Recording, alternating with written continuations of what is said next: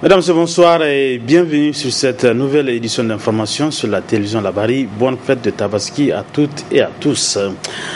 Après l'immolation du mouton hier, les fidèles musulmans ont partagé aujourd'hui la viande du sacrifice avec leur voisinage et les personnes les plus démunies.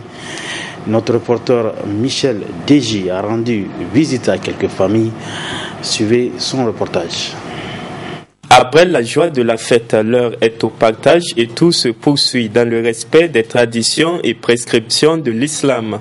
Le mouton est partagé en 3 parties. Une partie pour la famille, une partie pour les pauvres et une partie pour les voisins. Pour la deuxième catégorie, qui sont les gens qui sont démunis, ils viennent dans les maisons, ils font bonne fête et on leur donne des morceaux. Et pour le reste, la troisième partie, c'est donné aux enfants. Ils font la grillade, ils le réchauffent et ils le mangent. On a divisé la viande en 3 parties, donc un pour les voisins, un pour la maison et un pour ceux qui n'ont pas les moyens de le faire. Donc on partage pour eux, pour qu'ils puissent savoir que franchement l'islam c'est la solidarité. Donc c'est pour cela notre prophète nous a recommandé de partager ça en 3 parties. Tabaski, une fête qui puise son essence dans un fait de profonde soumission et qui appelle à la piété et au pardon mutuel. Ça montre que franchement, c'est pas pour rien.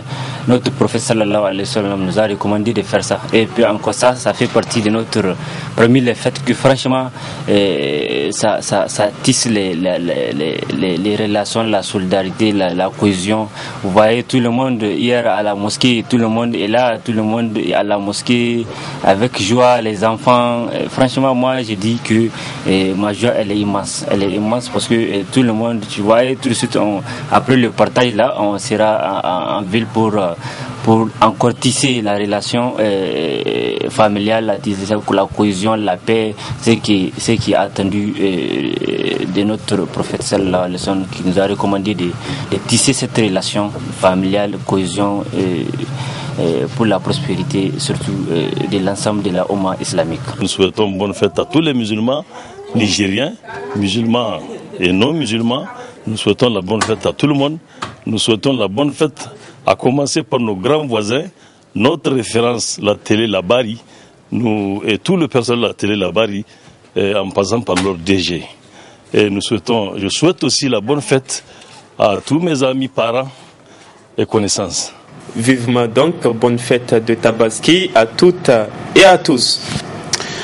La fête de Tabaski rime avec la consommation de la viande. La viande, un aliment riche en apports vitaminiques, mais dont l'abus peut causer des troubles gastriques. Alors, quel est le comportement à suivre? Élément de réponse avec un nutritionniste que je propose de suivre.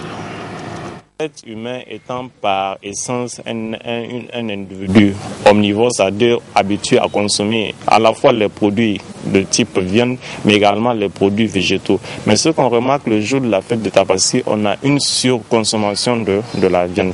Donc cette surconsommation de la viande, naturellement, peut avoir des conséquences.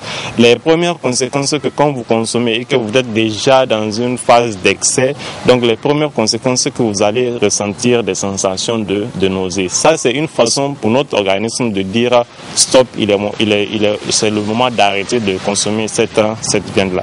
Mais si vous continuez à consommer et à éviter de prendre en compte cette alerte que l'organisme a donnée, donc naturellement, ça va aboutir à la survenue des diarrhées que beaucoup de gens, auxquelles beaucoup de gens sont confrontés le jour de la fête de Tabaski liée à la consommation de la viande. Donc la consommation de la viande, elle est importante, mais elle doit se faire avec modération. La consommation de la viande, elle est importante, mais également, il faut éviter le jour de la fête de consommer la viande avec trop de piment. Parce que également, la consommation de la viande avec le piment est un élément qui agresse les parois digestives. Donc forcément, en consommant beaucoup de viande et en y ajoutant beaucoup de piment, donc cela va agresser davantage les tubes digestifs, la paroi digestive, et donc forcément cela va favoriser la survenue des diarrhées. C'est bon de consommer de la viande, mais comme je l'ai dit, il faut se dire que c'est pas parce que c'est le jour de la fête qu'on doit se permettre tous les excès, parce que comme je le dis, Imaginez tout simplement que vous donnez un travail à faire à un individu, un travail qu'il a l'habitude de faire, et que un beau jour, vous lui dites de faire 10 fois le même travail pour un même temps. Naturellement, au bout d'un certain temps, le travail sera mal fait. Et ce travail mal fait là, c'est ce qui conduit notamment à la digestion. Parce que comme je l'ai dit, si vous demandez à l'organisme de digérer 5 kilos de viande en un jour, il ne pourra pas le faire. Et forcément, au bout d'un certain temps, cela va aboutir à la survenue de ces diarrhées-là auxquelles beaucoup de gens sont confrontés. Voilà, il est donc conseillé de consommer la viande avec beaucoup de modération selon les spécialistes. Dans ce journal, un public reportage sur un institut privé de la place. Il s'agit de l'ECAM. L'ECAM, c'est la clé de la réussite. L'ECAM, l'école de comptabilité, de communication, d'administration et de management, reste aujourd'hui au Niger l'une des meilleures écoles ayant une vision africaine, innovant en continu. Bref, c'est la clé de votre réussite. Nous avons lancé nos activités au cours d'une cérémonie rehaussée par la crème des personnalités en charge du secteur de l'éducation. Nous avons initié la caravane d'études pour aller sur le terrain, connaître sa réalité, parce que l'ECAM est à cheval entre la théorie et la pratique. Bravo à l'ECAM parce qu'en si peu de temps, l'école déjà a commencé à montrer sa vision. Parce qu'aujourd'hui, il n'est un secret pour personne, la formation professionnelle est en train de prendre le pas sur l'enseignement général. Notre rôle, c'est de vous aider à y arriver. Mais il faut que vous-même, vous puissiez être dans les prédispositions de vous aider vous-même. Et en quoi faisant? C'est en respectant vos professeurs d'abord, la première des choses. C'est en étant assidu à l'école. Et je demande à toutes les entreprises implantées au niveau de la zone Niamey d'ouvrir leurs portes pour que ces jeunes puissent apprendre pour le développement durable de ce pays. Un élève qui veut réussir doit mettre le sérieux pour en tout cas respecter son encadreur. Donc je souhaite bon vent à l'ECAM, je souhaite beaucoup de courage à nos enseignants parce que c'est des grands frères et je demande beaucoup de sérieux à nos camarades étudiants et étudiants. Ça nous permet de relier la pratique à ce qu'on apprend nous à l'école, la théorie. Donc je pense que c'est une bonne chose, c'est à faire dans tous les autres établissements, pas seulement chez nous. Ici, bon, c'est toujours bon de découvrir. Ici, on a eu à voir tout ce qui est approvisionnement, production, distribution, en passant par la qualité. Nous avons déjà organisé la journée d'orientation pour les nouveaux bacheliers, une opportunité qui consiste à laisser les étudiants choisir eux-mêmes leur filière, et ce, avec l'appui des spécialistes désignés. Les étudiants arrivés jusqu'en deuxième année, ils ne connaissent pas un peu les débouchés, ne comprennent pas en fond quel est le profil qu'ils vont avoir après. Donc, ECAM a initié ces journées pour permettre aux étudiants de comprendre déjà, dès la rentrée, c'est quoi leur filière. Après la filière, qu'est-ce qu'ils vont faire? Connaître un peu les débouchés. Donc, nous sommes en train d'initier des étudiants à connaître un peu, dans mon domaine, de la logistique. C'est quoi la logistique? L'historique de la logistique, le profil d'un logisticien et qu'est-ce qu'il peut faire au niveau des entreprises. Donc, c'est une très bonne initiative pour ECAM.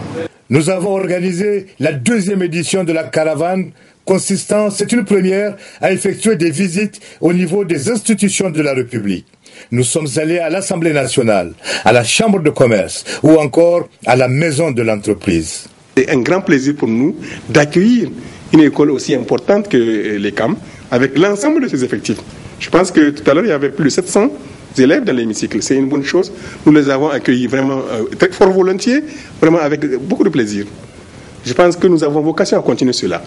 Vraiment, nous souhaitons que la jeunesse nous approche pour comprendre comment le pays est géré, pour comprendre les tenants et les aboutissants de la gestion du pays. L'ECAM, c'est un institut qui forme des étudiants. Il faut bien qu'ils aient une certaine notion de ce que c'est que l'entreprise, la vie dans l'entreprise et une chambre de commerce. Notre métier, c'est justement d'appuyer, d'accompagner les entreprises, donc, et puis de leur apporter toute l'assistance nécessaire. Et les jeunes gens que je viens de voir, ils ont tous vocation un jour ou l'autre à évoluer dans des entreprises. C'est une très bonne impression. On ne fait que donner ce qu'on a à ces étudiants pour qu'ils puissent avoir une idée de ce que c'est que les télécommunications en général. ECAM, notre credo, offrir aux entreprises des solutions efficaces et adaptées à leurs besoins d'orientation. ECAM, c'est une démarche de qualité avec d'abord un cadre idéal pour devenir leader. Nous organisons aussi des excursions sur des sites touristiques et des voyages d'études. Nous étions par exemple à Lomé pour visiter le siège de la BOAD, de l'Ecobank, sur le site d'exploitation du phosphate ou encore à Cotonou pour visiter le port autonome. ECAM, nous avons les meilleurs enseignants et nous avons signé des conventions de partenariat pour vos stages pratiques avec nombreuses sociétés de la place. ECAM, ponctualité, travail, réussite. Venez nous voir, quartier Bukoki, rue de l'Ader, en face de la pharmacie Arewa. ECAM, la clé de votre réussite.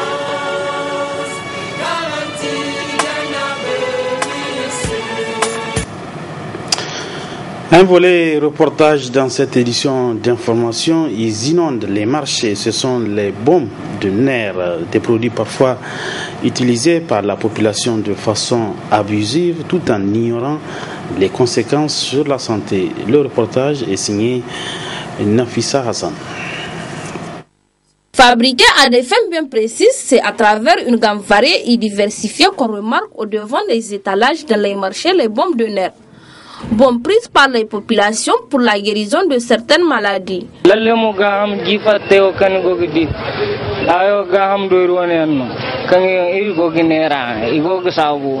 Ces produits que nous vendons sont des bombes de nerfs utilisées pour guérir bien de douleurs aux articulations. Nous les achetons des pays côtiers et franchement les gens en apprécient beaucoup. Des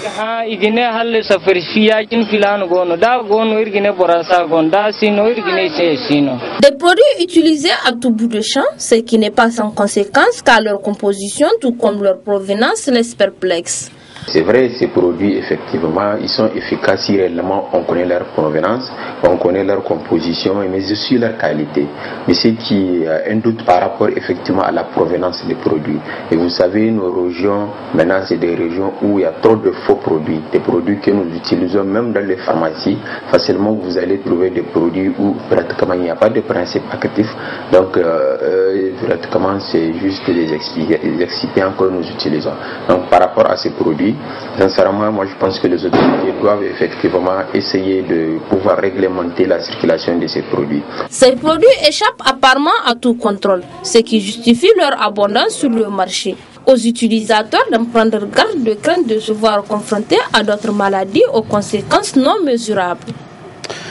Du sport, dernier tour de qualification de la CAN des cadets Madagascar 2017. Le MENA Cadet accueille ce samedi les cadets gabonais en prélude à cette manche aller. Le MENA Cadet a livré un match amical vendredi dernier ici au stade municipal contre les étalons cadets.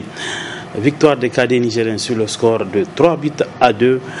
Réaction d'après-match suivant celle d'abord du coach des étalons cadets. On a vu ici, par exemple, vers la fin du match, dans les 20 dernières minutes, par exemple, on a vu une équipe du Niger qui visiblement manquait un peu de souffle. Voilà, ça a baissé de rythme. Et nous, on a pris un peu dessus. Et c'est là que, bon, on intervient les petites fautes pour établir. Ça, c'est pas normal. Il faut les laisser souffrir dans leur manque de physique là, de fraîcheur physique là, pour que l'entraîneur puisse voir dans quel domaine il va intervenir pour les prochains entraînements là, pour que les équipes soient compétitives. Oui, alors vous avez observé, s'il y avait un conseil à donner à votre si j'ai un conseil par rapport à un secteur bien déterminé. Si j'ai un conseil à donner à mon collègue du Niger, ça serait face à face avec lui à deux. Oui, je n'ai pas parlé à la presse. Pour l'entraîneur du MENA Cadet, plusieurs enseignements sont à tirer avant le match de samedi prochain contre le Gabon. Soumela Tchamago, entraîneur du MENA Cadet. Notre satisfaction, c'est de voir d'abord le maximum de jeunes, le maximum de joueurs. C'est vrai, en deuxième mi-temps, nous avons fait des changements qui, à mon avis, n'ont pas apporté grand-chose. Mais il fallait bien qu'on les fasse pour pouvoir voir ce que ces joueurs-là valent.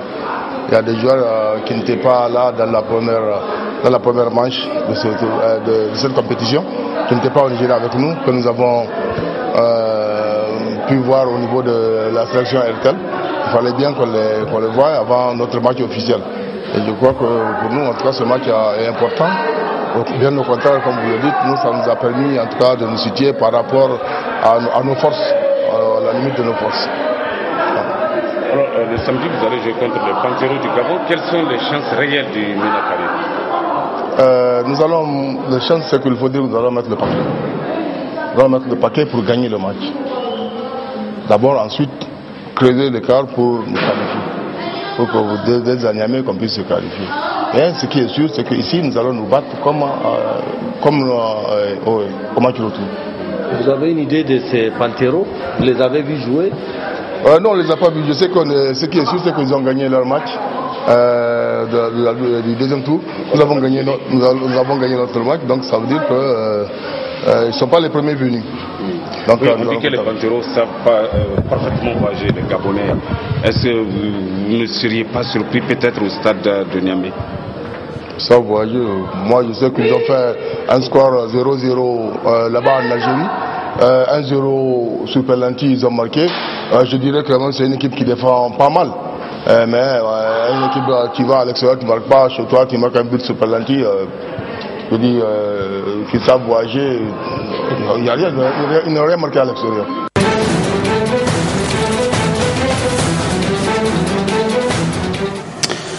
L'actualité hors de chez nous, le Gabon suspendu à la décision de la Cour constitutionnelle qui doit se prononcer sur les résultats de la présidentielle. En attendant, c'est toujours la confusion sur les victimes des violences post-électorales. Le pouvoir parle, lui, de 3 morts, alors que d'autres voix parlent d'un bilan beaucoup plus lourd. Ça s'est passé quand? Vendredi, après les émeutes, oui. À Libreville, les vidéos des événements circulent très peu. Les réseaux sociaux sont coupés. Ils ont tiré à balles réelles. Après, ils vont tirer. Celle-ci montre un jeune mort dans un quartier. Quelques personnes ont tourné avec leur téléphone pour garder des preuves, disent-ils. Il était juste là. Et là, on était obligé de mettre la terre là pour cacher le sang. Selon eux, la garde républicaine, la GR, est impliquée. Ils voulaient reprendre le corps. Ce jeune est mort un matin en plein jour. Ce récit, ils sont plusieurs à nous l'avoir raconté, à avoir vu. Et il faut plonger dans les ruelles pour trouver le témoin le plus proche. Il y a une voiture qui gare depuis là-haut. Certaines personnes sont descendues de cette voiture armées, commençant à fusiller de part et d'autre. Son neveu n'a pas pu s'échapper. Ils l'ont vu par l'arrière, en courant. Moi, je pense que quand on tire sur une cible en plein mouvement, il faut vraiment avoir de l'expérience pour que la balle puisse lui toucher en plein dans le nuque. La famille l'emmènera elle-même à la morgue, celle de Gabosep. Au moins 5 tués par balle ont été recensés ici. Mais comment et par qui? Très difficile de répondre. Surtout quand les informations ne sortent pas, comme dans l'autre grande morgue, à Kasebga. Depuis 12 jours, l'entrée est systématiquement refusée aux journalistes. Je voulais voir si on pouvait voir le registre, si vous aviez les chiffres. Là, c'est dimanche. On ne peut pas, nous on n'est pas responsable de la société. On ne peut rien autoriser ici. Et là, ici, c'est comme à Gabosep, vous avez beaucoup de corps? Non. Seules quelques familles ont pu y pénétrer. Une femme cherchait son fils depuis 10 jours, depuis la fameuse nuit des émeutes. Quand elle a appris sa présence à Kasebga, elle a dû lutter pour l'identifier. J'étais obligée de m'enrouler par terre et quand j'ai commencé à crier, c'est là où le directeur il a fait appel à ses brancardiers. On a tiré son corps, on lui a mis une balle ici, c'est sorti là. Que s'est-il passé? Où est-il mort? Encore une fois, les récits se rejoignent. Cet ami est le dernier à l'avoir vu vivant près du quartier général de l'opposant. Quand ils ont commencé à tirer, on essayait un peu de les se regrouper dans le QG. Ce sont des gars cagoulés qui sont venus vers les 1h, 2h, parce qu'ils sont arrivés en Mercedes noire, 2 Mercedes noirs, je me rappelle encore. On avait 2 Mercedes noirs, ils sont arrivés, ils ont garé. J'ai plus vu copain à ce niveau-là. Je l'ai plus vu. Dans ce quartier d'1 km² à Libreville, nous avons dénombré 3 morts lors des événements. Autant que le chiffre officiel du gouvernement dans tout le pays. Alors combien reste-t-il d'histoires comme celle-ci? Pendant ce temps, en Syrie, le cessez-le-feu est entré en vigueur hier soir comme prévu. Une trêve provisoire pour l'instant globalement respectée. Les images. Lundi dès 19h, début de la trêve en Syrie, le jour de la fête musulmane de l'Aïd al-Adha. Ces habitants d'Alep profitent des premières heures de répit dans ce quartier contrôlé par le régime. La peur n'a pas disparu pour autant dans une ville déchirée où les civils vivent assiégés. Ce mardi en zone rebelle, la vie reprend ses droits sous un ciel clément. Je travaille depuis 9h ce matin. Dieu merci, tout va bien. Les gens sortent dans les rues, il n'y a pas d'avion dans le ciel. On n'a rien entendu depuis ce matin. Cessez-le-feu sur tous les fronts, plus de combats à l'horizon dans la banlieue de Damas. Venus de Turquie au nord, ces rebelles arabes syriens célèbrent eux la prise de la ville frontalière de Jarablus au groupe État islamique. C'est du nord aussi que vient ce convoi d'aide humanitaire. Mais les Nations Unies demandent plus de garanties pour pénétrer sur le territoire syrien. Objectif, la mise en place de corridors, notamment jusqu'au quartier est d'Alep, où 250 000 civils sont privés d'aide depuis des semaines. Nous saluons cette trêve parce que nous avons besoin de nous reposer, de manger. Mais nous avons besoin de solutions permanentes. Cette trêve est une perte de temps. Une trêve globalement respectée mais fragile, sans l'aval de l'opposition et des groupes rebelles, alors que le président syrien annonce lui sa détermination à reprendre tous les territoires aux terroristes. Et Damas refuse l'entrée de toute aide provenant de Turquie sans une coordination avec le régime syrien et l'ONU. Point final de cette édition d'information. Mesdames, Messieurs, merci à vous de l'avoir suivi. Encore bonne fête et à toutes et à tous. Bonsoir.